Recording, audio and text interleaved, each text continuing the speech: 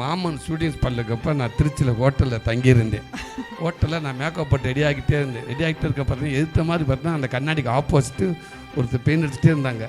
நான் அதை பார்த்துட்டே இருந்தேன். எனக்கு அப்படியே டோட்டலாக அதை பார்த்து சினிமாவில் டபுள் ஆக்ஷன் மாதிரி அப்படியே நான் அங்கே போயிட்டேன். அது அப்படியே நான் அடிக்கிற மாதிரியே இருந்துச்சு. எனக்கு ரொம்ப நேரம் பார்த்துட்டே இருந்தேன்.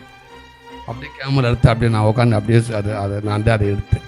அதுதான் நான் ஒரு நேரத்தில் நான் சுவரில் பண்ண ஒரு அழகான விஷயம் தான் கலர் பண்ணிக்கிட்டு இருந்தேன். இப்போ இங்கே திரையில் பிரதிபலிச்சுட்டு இருக்கேன். Super super super. இப்போ என்னையே கரெக்டாக வழிநடத்த செல்லக்கூடிய என்னோட ஆசிரியர்கள் வேறு யாருமே இல்லை. இவங்க தான், இவங்க ஆட்கள். நான் தங்கின பில்டிங்கு, நான் எங்கெல்லாம் வேலை செஞ்சேன் அங்கே தான் இப்போ நான் நல்லா இருக்கேன். சினிமாவில் தான் நான் எங்கெல்லாம் என்னோட லைஃப் போச்சோ அது எல்லாத்தையும் இன்றைக்கி நான் கடந்து வந்துக்கிட்டு இருக்கேன். ஸோ அதனால் என்னை வழிநடத்த நான் தவறாக போகிறதுக்கு எனக்கு யாரும் அட்வைஸ் பண்ண தேவையே இல்லை. எனக்கு என்னை சுற்றி இருக்கிறத அட்வைஸ் பண்ணாலும் போதும். சூப்பர்ண்ணே. ஃபேன் அதை நான் எலக்ட்ரிஷனாக தான் நான் ஃபேன் போடுறேன். இந்த மாதிரி ஆர்டிஸ்ட்டுக்கு இப்படி நான் ஆர்டிஸ்ட் எத்தனையோ படங்களுக்கு நான் ஃபேன் போட்டிருக்கேன். இப்படியே வச்சிருந்த ஃபேன் ஒரு 15 வருஷத்துக்கு அப்புறம் இந்த ஃபேன் என் பக்கம் திரும்பிடுச்சு. இங்கே பல ஃபேன்ஸ் இருக்காங்கண்ணா. என்னண்ணா லவ் யூ தம்பிகளா, அதை தாண்டி நீங்கள் சொல்கிற மாதிரி இன்றைக்கி ஏகப்பட்ட ஃபேன்ஸ் எனக்கு இருக்கான்னு இருக்கப்ப இதை விட எனக்கு வேறு சந்தோஷம். நானும் ஒரு ஃபேன் தான். தேங்க்யூ தேங்க்யூ அண்ணே. அடுத்தது அவ்வளோதானே, வேறு எதுவும் இல்லையா? இன்னொன்று எடுக்கணுமா? அடுத்து கூடிய சீக்கிரம் ஷோ முடிக்கலன்னா இது உனக்குன்ற மாதிரி காட்டுறாரு அண்ணன். மேட்சிங் ஷோ பண்ணுற மாதிரி இருக்குது. நான் இதை கல்யாணத்தில் போய்ட்டு மேட்சிங் ஷோ பண்ணுற மாதிரி. இது நம்ம கயிறா இது?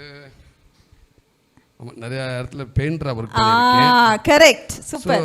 கயிறில் யூஸ் ஆகும். ரோப்பில் தொங்கவே சில பில்டிங்லாம் வந்து கயிறு கட்டி ரோப்பில் தொங்கிட்டு பெயிண்ட் அடிப்போம். சில இடத்துக்கு பில்டிங்கில் நம்ம போக முடியாது. அங்கே போய் நம்ம அடிக்கவே முடியாது. அதுக்கான வாய்ப்புகள் சில பில்டிங்கில் அமையாது. அப்போ நான் என்ன பண்ணிவிட்டேன், நம்ம ஃப்ரெண்டு இன்னும் சக பெயிண்டர்ஸ் இருக்காங்களா, இன்னொரு ரோப்பு கொடுக்க அந்த ரோப்பில் இடையில கட்டிடுவோம். அவர் அப்படியே இழுத்துருவார். இழுத்து விட சொல்லுங்க, டே வேணாம் ரிஸ்க் எடுக்காதான்ற, நீங்கள் இழுத்து விடுங்க. இழுத்து விடுவாங்க. பெயிண்ட் எல்லாம் எடுத்து கையில் வச்சுக்கிறேன். ரொம்ப லாங் இழுத்து விடுவாங்க. இப்போ சரன்னு போய் அந்த கேப்பில் உள்ள மண்டையை கொடுத்து டக்கு டக்குன்னு அடிச்சு ஓடியாந்துரு. அப்படியே எவ்வளோ ஹைட்டில் ஒர்க் பண்ணியிருக்கீங்கண்ணா? ஒரு ஒரு ஒரு 3 ஃப்ளோர் 4 ஃப்ளோரு. ஆமாம், 4 ஃப்ளோர் வரைக்கும் ஒர்க் பண்ணியிருக்கேன். 5 ஃப்ளோர் வரைக்கும். சூப்பர். லாஸ்ட்டாக நான் எடுக்கிறேன்னா உங்களுக்காக சம்பள கவர். ஓகேங்களா? சம்பள கவர் அப்படின்றது ரொம்ப ரொம்ப ஒரு முக்கியமான விஷயம் எல்லார் லைஃப்லையுமே. ஃபஸ்ட்டு நீங்கள் எங்கே வாங்குனீங்க? எந்த கம்பெனியில் உங்களுக்கு கொடுத்தாங்க? சென்னையில் ஒன்று இருக்குது, மதுரையில் இருக்குது. அது ஃபஸ்ட் டைமாக நான் படிப்பை விட்டுட்டு நான் ஃபஸ்ட்டு வேலைக்கு போனது.